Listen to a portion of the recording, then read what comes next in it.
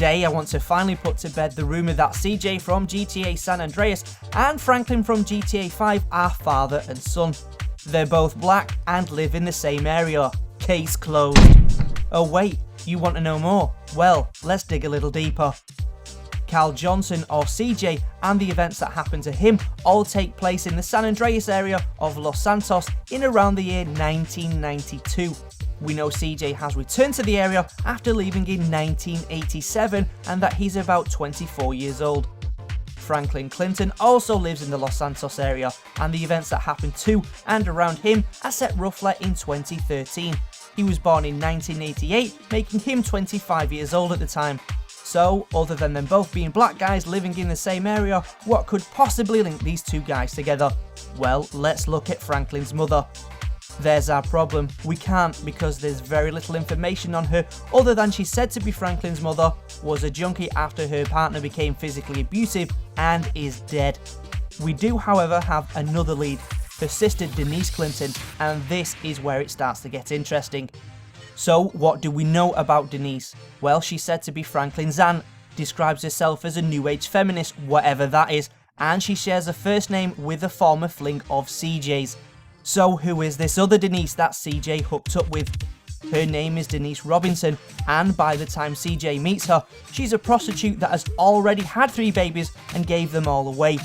She's the same character that was part of the now infamous Hot Coffee mod, which saw CJ perform sexual acts as part of a side game, and despite this part of the game being locked away and inaccessible to all but the most computer savvy, Rockstar still got in trouble for it.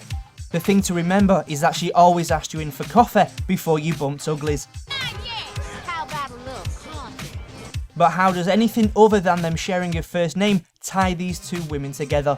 Well, that's because I believe they could be the same person. Franklin's aunt describing herself as a new age feminist is a giant clue. You see, the only women drawn to such ill thought out ideologies are angry, men-hating, men-wannabe lesbians, and of course, the type of loose women that have made a lot of bad decisions in their life, choosing to sleep with many men, and instead of holding themselves accountable for their actions, project all their internal problems on men as a whole. Denise's former days as a prostitute make her a strong candidate for that second camp. But they have different surnames, you might be saying. Well, if you were someone who sleeps around and you were smart, you'd come up with a false name too. You keep your first name, as that's how most people would address you, and it avoids confusion. We see that Franklin's auntie looks the right age to have been around in CJ's day, and what if I told you that originally Franklin's auntie was supposed to look different? She was originally inspired by Denise Robinson's character from San Andreas, even wearing a green hoodie as a nod to the Grove Street gangs. So you're probably thinking by now, well, that's nice and all, but how does this information about Franklin's auntie tie in?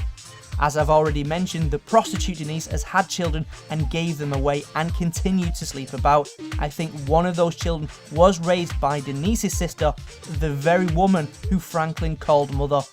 This is why Denise refers to Franklin as the biggest mistake her sister made, not because she gave birth to him, but because she adopted him.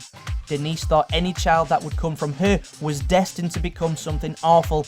This cold attitude towards her own children explains why she's so hostile towards Franklin through the whole game. Speaking of what Franklin knows about who he assumed was his father and mother, as his mother is said to have died and his father run away when he was young, just where do you think he got his information about them from? That's right, his real mother Denise, who was free to twist events in order to keep her grubby little history a secret. That is until Franklin's grandmother stepped in to try and raise Franklin properly. Happy to keep up the lie to try and keep the boy on the straight and narrow, fearing the truth would turn him into a bad person. Bonus fact, remember earlier I mentioned how when Denise wanted to get down and dirty, she would invite you in for coffee. Well, if you play as Franklin and check out Denise's Life Invader page, you can see she refers to inviting men in for coffee. By now I've probably suitably convinced you that both Denises are the same woman, and that Franklin and CJ share a link through this woman, namely that CJ banged her and that she's Franklin's real mother. But I'm going to go one more step and tie Franklin and CJ closer. Let's look at Franklin's birthday, 1988, and the year CJ is supposed to have first met Denise, 1992. Well, that doesn't add up, so there's no way CJ could be Franklin's dad, you might be thinking, but just hold on a minute. Look at what was happening. Carl Johnson was about to leave the area with a view of never returning back, and as a 19-year-old red-blooded male, what was he gonna do? That's right, get his leg over one last time.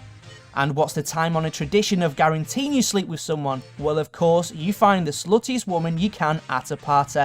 Beer plus slutty woman equals good times. It's also the explanation they don't remember each other when they first meet. It was a one-night stand between two people who had no history, took place several years ago, and was fueled by alcohol. This sexual encounter took place as CJ was leaving in 1987. Then, 9 months later, Franklin is born in 1988. But hey, those are just my thoughts. Join me next time as we dig a little deeper into another mystery.